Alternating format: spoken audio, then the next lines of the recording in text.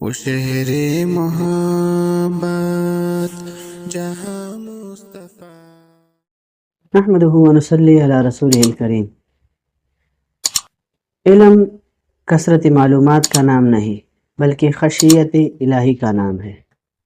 علم کی حقیقت کے سلسلے میں ایک عام غلط فہمی پائی جاتی ہے کہ عام طور پر علم کتابوں کے نقوش اور الفاظ کو سمجھا جاتا ہے اور عموماً اسی کو علم کے نام سے موسوم کیا جاتا ہے.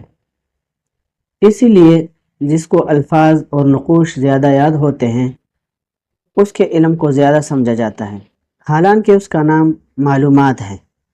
تو علم اور چیز ہے اور معلومات اور چیز ہے. یہ ظاہری الفاظ اور نقوش علم نہیں ہیں بلکہ اظہار علم کے آلات ہیں جن کے ذریعے سے علم کی تعبیر کی جاتی ہیں. علم در حقیقت ایک معنوی چیز ہے جس کو الفاظ سے ظاہر کیا جاتا ہے.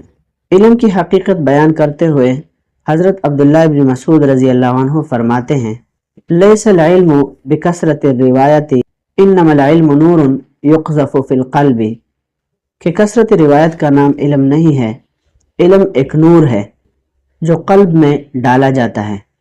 اسی طرح آپ نے فرمایا کہ لیس العلم بکثرت الروایت ولا بکثرت المقال ولکنہ نور یقذف فی القلب یفہم به العبد الحق ویمیز به بینہ وبین الباطل.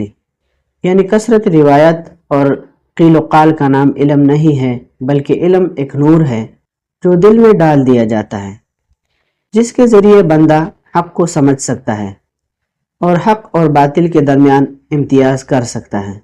اسی طرح حسن بصری رحمۃ اللہ علیہ فرماتے ہیں: العلم علمان فعلم فی القلب فذلك العلم النافع وعلم على اللسان فذلك حجت علی اللہ عز وجل علی ابن آدم. یعنی علم دو طرح کا ہے، ایک علم جو قلب میں ہے اور یہی علم نافع ہے، اور دوسرا علم جو زبان پر ہے اور یہی وہ علم ہے جو انسان کے اوپر اللہ تعالیٰ کی طرف سے حجت ہے.